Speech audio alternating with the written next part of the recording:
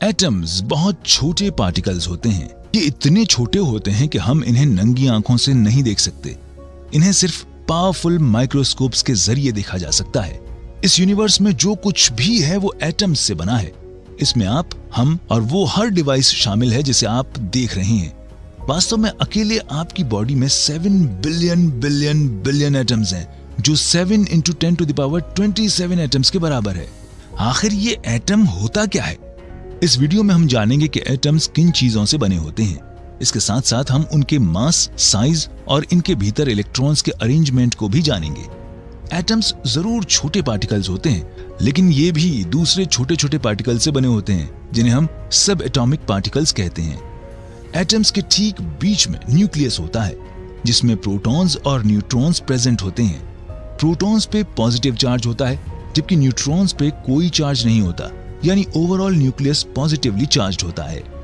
जिस तरह हमारे सोलर सिस्टम के सभी प्लैनेट्स सन का चक्कर लगाते हैं, ठीक उसी तरह इलेक्ट्रॉन्स भी न्यूक्लियस का चक्कर लगाते हैं।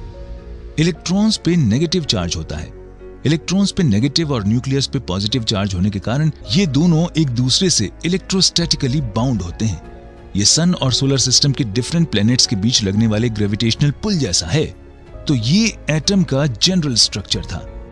आइए अब हम इसके मास और साइज को डिस्कस करते हैं।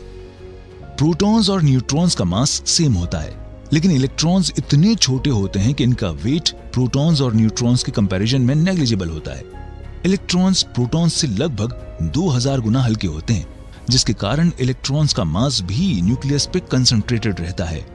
आइए अब एटम के साइज को डिस्कस करते हैं। किसी एटम की रेडियस उसके साइज को डिस्क्राइब करती है। किसी एटम की रेडियस इसके सेंटर से आउटर मोस्ट शेल की डिस्टेंस होती है। एटम की टिपिकल रेडियस 10⁻⁻10 मीटर होती है। एटम का ज्यादातर मास उसके न्यूक्लियस में होता है, लेकिन साइज में न्यूक्लियस एटम से बहुत छोटा होता है। न्यूक्लियस का साइज बहुत कम होने से इलेक्ट्रॉन्स इसके चारों ओर दूर दूर तक चक्कर लगाते रहते हैं। अगर एटम को स्पोर्ट्स एरिना मान लिया जाए तो न्यूक्लियस इसके बीच में रखे गए मटर के दाने जैसा होगा। आइए अब हम इलेक्ट्रॉन्स को थोड़ा ज्यादा डिटेल में समझते हैं। नेगेटिवली चार्ज्ड इलेक्ट्रॉन्स न्यूक्लियस के चारों ओर फिक्स्ड ऑर्बिट्स या शेल्स में चक्कर लगाते हैं। डिफरेंट एटम्स में नंबर ऑफ शेल्स भी डिफरेंट होती हैं। प्रत्येक शेल की एनर्जी फिक्स होती है, यानी इलेक्ट्रॉन को किसी शेल में रिवॉल्व करने के लिए इलेक्ट्रॉन की एनर्जी उस शेल की एनर्जी के बराबर होनी चाहिए।